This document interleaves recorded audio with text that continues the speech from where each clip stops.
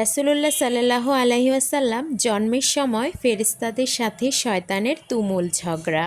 যেই দিন ভোরবেলায় মহানবী সাল্লাল্লাহু আলাইহি সাল্লাম জন্ম নেন, সেদিন বিশ্বের সবগুলো মূর্তি মাটির দিকে নত হয়ে পড়ে। ইরানের রাজার বিশাল প্রাসাদের বারান্দা কেঁপে ওঠে এবং ছাদের 14টি প্রাচীর ধসে পড়ে। বিশ্বের সব সম্রাটের সিংহাসন উল্টে পড়েছিল। বিশ্বের সব রাজা বোবা হয়ে পড়েছিলেন, অর্থাৎ তারা কথা বলতে পারছিলেন না। সেই দিন গণকদের সব জ্ঞান লুপ্ত হয় এবং জাদুকরদের জাদুগুলো অকার্যকর হয়ে পড়ে। বিশ্বনবী সাল্লাল্লাহু আলাইহি ওয়াসাল্লাম জন্মের সময় শয়তান তার সন্তানদের মধ্যে আর্তনাদ করে ওঠে। ফলে সবগুলো শয়তান তার কাছে এসে বলে, কেন এত পেরেশান বা উদ্বিগ্ন হয়েছ? সে বলল, কাল রাতে কি হয়েছিল? রাতের প্রথম থেকে এ পর্যন্ত দেখছি যে আকাশ ও জমিনের অবস্থা বদলে গেছে। ভূপৃষ্ঠে ঘটে গেছে এক বিরাট ঘটনা। ঈসা আলাইহিস সালাম ঊর্ধ্ব আকাশে চলে যাবার পরে আর কখনো এত বড় ঘটনা ঘটেনি। সবাই গিয়ে খোঁজ খবর নাও যে কি ঘটেছে। তারপর শয়তানরা চারদিকে ছড়িয়ে পড়ে এবং ফিরে এসে বলে, কিছুই তো দেখলাম না। শয়তানদের নেতা তখন বলল, এ বিষয়ে খোঁজ খবর নেয়া আমাদের কাজ। এরপর সে পবিত্র মক্কার কাবাঘর সংলগ্ন অঞ্চলে আসলো। সে দেখল যে ফেরেশতারা কাবাঘরের চারদিক ঘিরে রেখেছেন। শয়তান সেখানে ঢুকতে চাইলে ফেরেশতারা হুঙ্কার দিয়ে উঠলেন। ফলে সে ফিরে আসে ও চড়ুই পাখির মতো ছোট হয়ে হেরা পর্বতের দিক থেকে সেখানে প্রবেশ করে। জিব্রাইল আলাইহিস সালাম বললেন, ফিরে যা ওরে অভিশপ্ত। সে বলল, হে জিব্রাইল ফেরেশতা, আমার একটা প্রশ্ন আছে, বলো তো আজ রাতে কি ঘটেছে? জিব্রাইল আলাইহিস সালাম বললেন, সর্বশ্রেষ্ঠ নবী মুহাম্মদ সাল্লাল্লাহু আলাইহি সাল্লাম আজ রাতে জন্ম নিয়েছেন। শয়তান প্রশ্ন করল, তার মধ্যে কি আমার কোনো অংশ আছে? জিব্রাইল আলাইহিস সালাম বললেন, না। তখন শয়তান আবার প্রশ্ন করল, তার উম্মতের মধ্যে কি আমার কোনো অংশ আছে?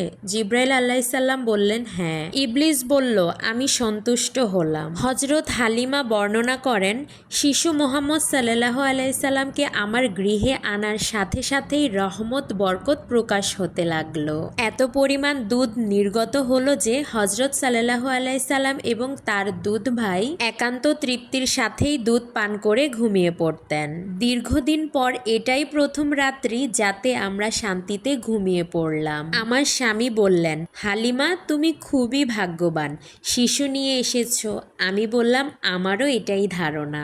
এই শিশু অত্যন্ত ভাগ্যবান। বিবি হালিমা আরও বললেন, মক্কা থেকে ফেরার পথে শিশু মোহাম্মদকে কোলে নিয়ে যে দুর্বল বাহনটিতে চলতে লাগলাম, মুহাম্মদ সাল্লাল্লাহু আলাইহি সাল্লাম এর বরকতে বাহনটি এত দ্রুত চলল যে সবার বাহনকেই হার মানালো।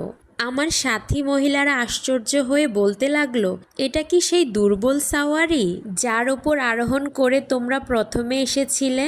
এরপর বাড়ি এসে দেখলাম সমস্ত বকরিগুলো দুধে পূর্ণ হয়ে আছে, অথচ কিছুক্ষণ পূর্বে সেগুলো দুধ শূন্য ছিল। আমার গোত্রের লোকেরা তাদের রাখালদের নির্দেশ দেয় যে তোমরাও তোমাদের পশু ওই জায়গায় চড়াও যেখানে হালিমার বকরি চড়ে। কিন্তু তা তো চারণ ক্ষেত্রের বিশেষত্ব ছিল না, বরং গায়েবী মদদ ও বরকতের মধ্যে নিহিত ছিল। কিন্তু তা ওই সমস্ত লোক কোথায় বা পাবে?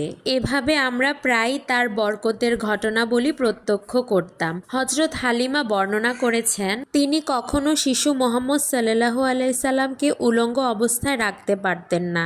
সেরূপ করলেই তিনি চিৎকার করে কাটাতেন। যতক্ষণ পর্যন্ত তার শরীরের ওপর চাদর টেনে দেয়া না হতো ততক্ষণ তিনি ক্রন্দন থামাতেন না। হালিমা বলেন, যেদিন হতে আমি জানতে পারলাম শিশু মুহাম্মদ সাল্লাল্লাহু আলাইহি সাল্লাম উলঙ্গ থাকতে পছন্দ করেন না, সেদিন হতে আর কখনো তাকে উলঙ্গ রাখিনি। তার দেহ আবৃত করে রাখার জন্য সর্বদা সজাগ দৃষ্টি রাখতাম। হযরত আব্বাস বিন আব্দুল মুতালিব রাদিয়াল্লাহু বর্ণনা করেছেন, তিনি রাসূল সাল্লাল্লাহু আলাইহি সাল্লামকে বলেছেন, আপনার নবুয়তের একটি মাত্র নিদর্শন ছিল আমার ইসলাম গ্রহণের কারণ। তা হলো তিনি দেখলেন রাসূল সাল্লাল্লাহু আলাইহি সাল্লাম শৈশব অবস্থায় আঙ্গুলির সংকেতে চাঁদকে ইশারা করেছেন। রাসূলুল্লাহ সাল্লাল্লাহু আলাইহি সাল্লাম যেই দিকেই তার আঙ্গুলি ফেরাচ্ছিলেন, চাঁদও ঠিক একই দিকে আসা যাওয়া করেছিল।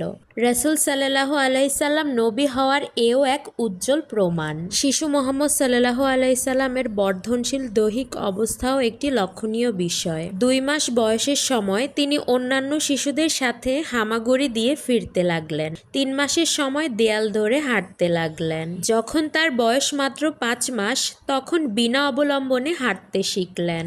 7 মাস বয়সের সময় তিনি ফিরতে লাগলেন এবং মাত্র 8 মাস বয়সের সময় তিনি কথা বলতে সক্ষম হন। তার এই গুণগুলো নিশ্চয়ই তার মুজেজার মধ্যে অন্তর্ভুক্ত এবং তিনি উম্মতে মুহাম্মদীর শাফায়াতের কাণ্ডারী। মহানবী সাল্লাল্লাহু আলাইহি সাল্লাম খুব পরিষ্কারভাবে চলাফেরা করতেন এবং তার দেহ নূরের তৈরি বলে কোনো ছায়া ছিল না।